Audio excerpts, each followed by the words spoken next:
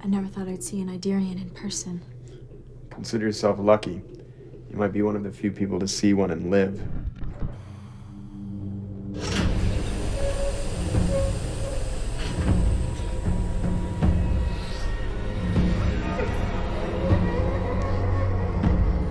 The first time I saw Edelin, well, first I met Iris, and you know, we're kind of doing like a table read, and they're like, "Hey, here's this beautiful woman.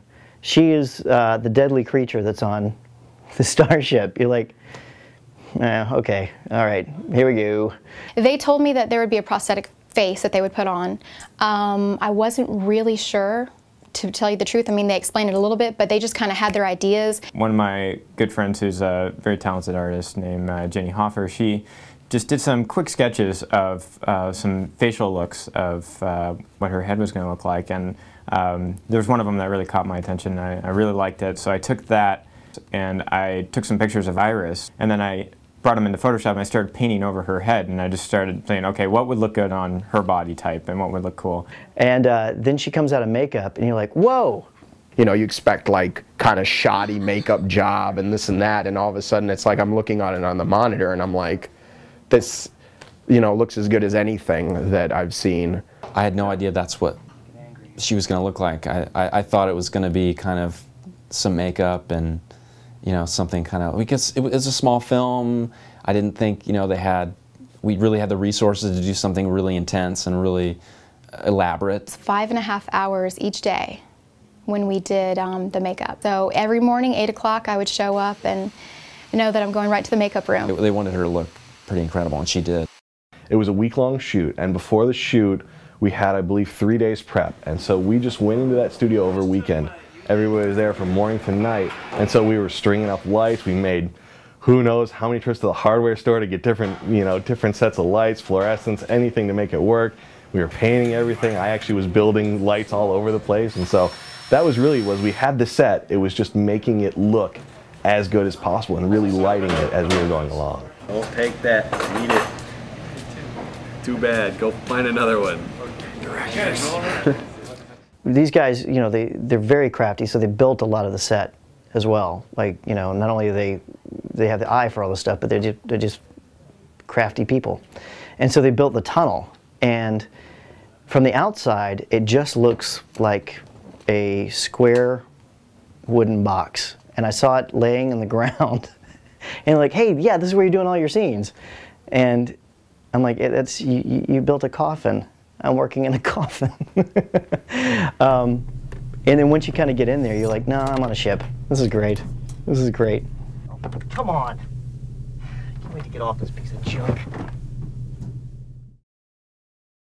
All right, so this will be from the top. We're going to give 10 free clicks into bar 6.